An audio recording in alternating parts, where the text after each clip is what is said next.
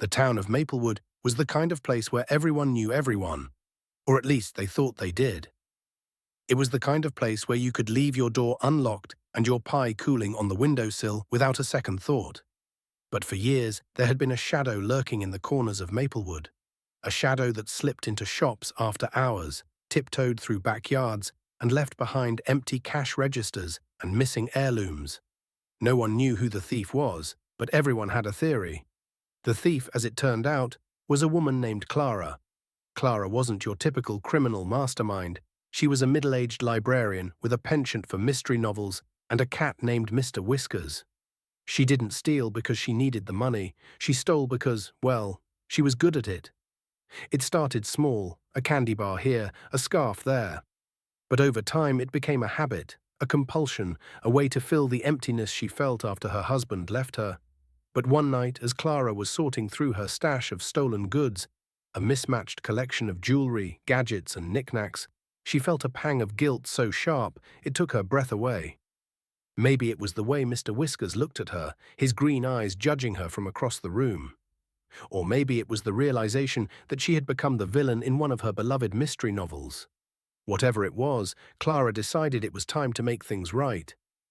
The next morning, Maplewood woke up to a series of strange occurrences. Mrs. Henderson found her missing pearl necklace neatly wrapped in tissue paper on her porch.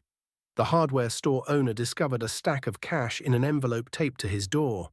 Even the local diner got its stolen coffee machine back, along with a note that simply read, "Sorry. I hope this makes up for it." At first, people were confused. Then they were suspicious. Then they were curious. Who was this mysterious thief-turned-saint? And why were they returning everything now? The town buzzed with speculation. Some thought it was a prank. Others thought it was a sign of the apocalypse. Old Mr. Jenkins even claimed it was aliens. Clara, meanwhile, was having the time of her life. For the first time in years, she felt alive. There was a thrill in sneaking around to return things, a rush of adrenaline that rivaled the thrill of stealing them. She even started adding little personal touches to her returns. A bouquet of flowers for Mrs. Henderson, a box of donuts for the diner staff. It was like she was playing Santa Claus, but for guilt. But then things took a turn. One of the items Clara returned was a vintage pocket watch she had stolen from the antique shop years ago. She didn't think much of it at the time. It was just another trinket in her collection. But when the shop owner, Mr. Grayson, opened the package and saw the watch, he froze. His hands trembled as he held it up to the light, his eyes filling with tears. The watch had belonged to his late father, a man he had been estranged from for decades. When his father passed away, the watch was the only thing Mr. Grayson had left of him, and it had disappeared the night of the funeral. He had always assumed it was lost forever. When news of the watch's return spread, the town's curiosity turned into something deeper. People started sharing stories about the things they had lost and the things they had gained. The diner owner confessed that the stolen coffee machine had been a gift from his ex-wife, and he had been secretly relieved when it disappeared. Mrs. Henderson admitted that the pearls had been a source of tension between her and her daughter, who had always felt overshadowed by them. Even old Mr. Jenkins stopped talking about aliens and started talking about forgiveness. Clara watched all of this unfold from the sidelines, her heart swelling with a mix of pride and panic. She had never intended to spark a town-wide reckoning. She just wanted to clear her conscience. But now she was faced with a dilemma. Should she come forward and reveal herself as the thief, risking her freedom and reputation?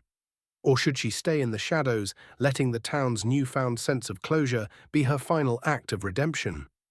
In the end, Clara decided to let the mystery remain unsolved.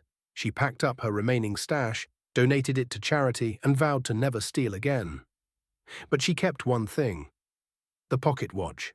She couldn't bear to part with it, not after seeing the look on Mr. Grayson's face when he held it in his hands. As for Maplewood, the town was never quite the same. People started locking their doors, but they also started talking to each other more. They forgave old grudges, mended broken relationships, and even threw a town-wide potluck to celebrate their shared humanity. And though they never found out who the thief was, they all agreed on one thing. Whoever it was, they had given Maplewood a gift far greater than anything they had stolen. Clara, for her part, went back to her quiet life at the library. where she spent her days recommending mystery novels to anyone who would listen. And if she sometimes smiled to herself when she saw Mr. Grayson admiring his father's watch through the window of the antique shop, well, that was her little secret. What if the person who ruined your life tried to fix it, without you ever knowing? Can redemption exist without accountability? Please share your thoughts in the comment box and do like, subscribe and share it with your friends.